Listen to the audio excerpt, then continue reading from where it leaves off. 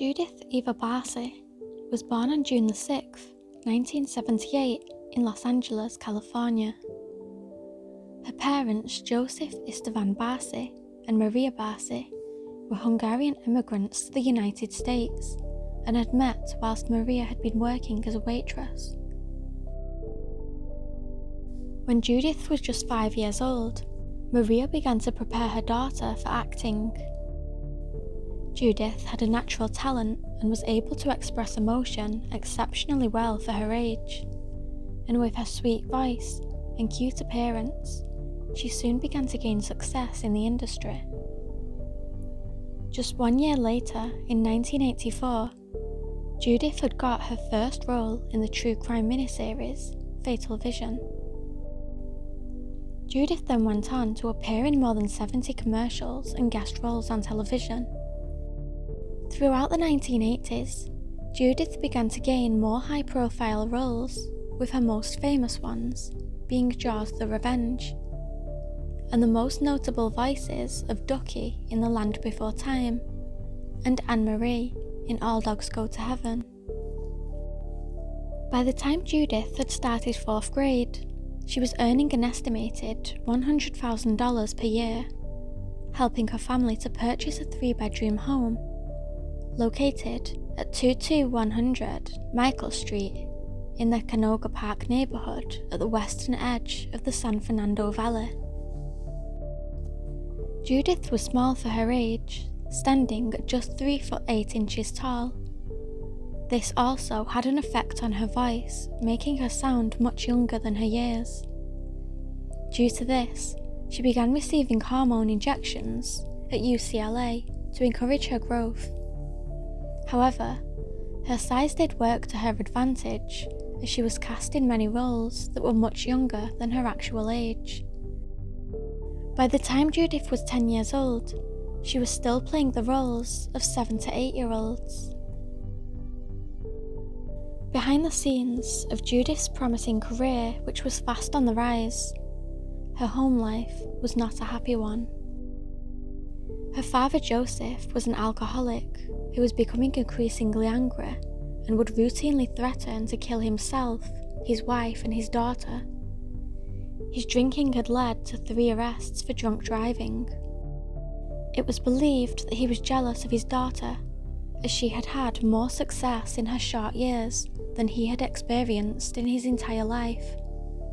And with Judith's career fast taking off, he was losing control over his family. In December of 1986, Maria had reported his threats and physical violence to the police, but after the police had found no physical signs of abuse, she decided not to press charges against him.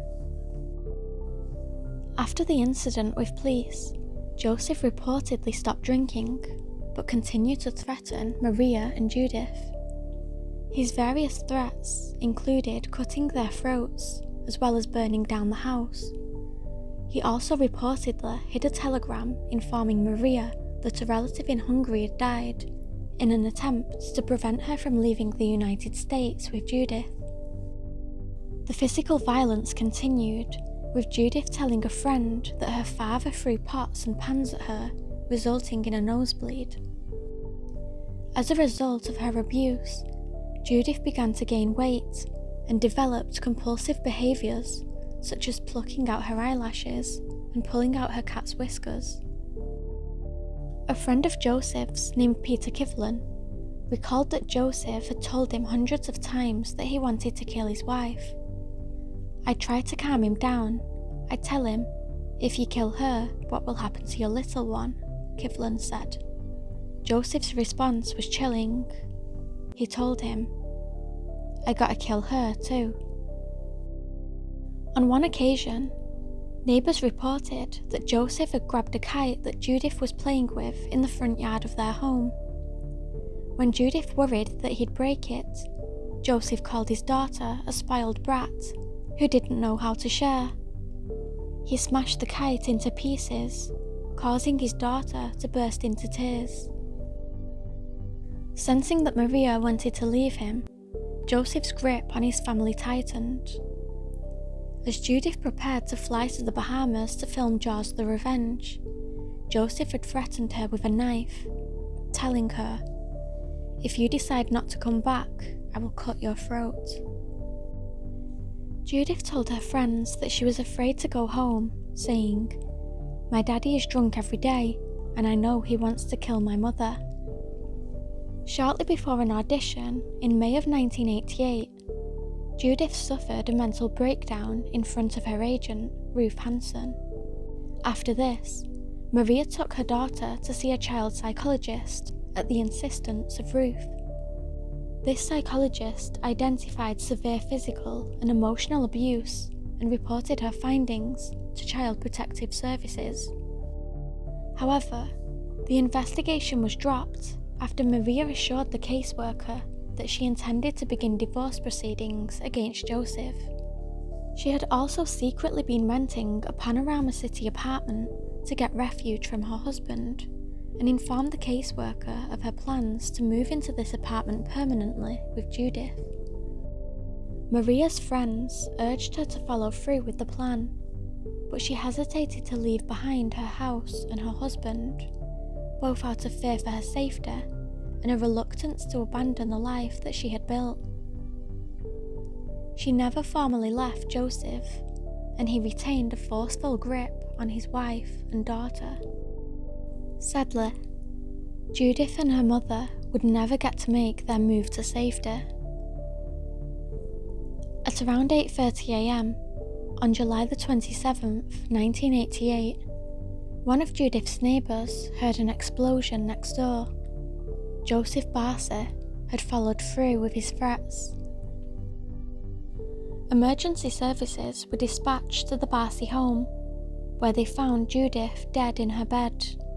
Maria also lay dead in the hallway. Both had been shot and doused with gasoline, which Joseph ignited shortly before shooting himself with the same gun in the garage. Joseph had crept into his daughter's room and shot her while she slept. Hearing the gun blast, Maria leapt out of bed and ran into the hallway. It was here that she had met her husband, who shot and killed her too. Judith and Maria had been murdered 2 days prior to Joseph's suicide.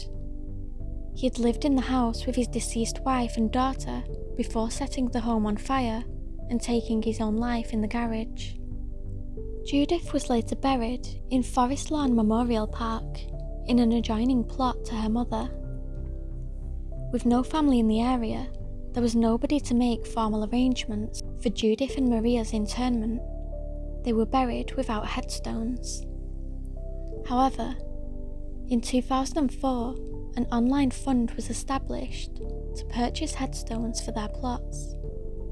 Judith's final film, All Dogs Go to Heaven, in which she provided the speaking voice of Anne-Marie, was released posthumously in November of 1989. In an interview, Don Bluth, the director of both The Land Before Time and All Dogs Go to Heaven, praised her by saying, "She was absolutely astonishing. She understood verbal direction, even for the most sophisticated situations." The closing credits song, Love Survives, was dedicated in her memory. In The Land Before Time, Judith had voiced the cheerful dinosaur Ducky, whose signature line was "Yep, yep, yep." This phrase is inscribed on her tombstone, a sweet reminder of the innocent little girl whose memory will live on through her work.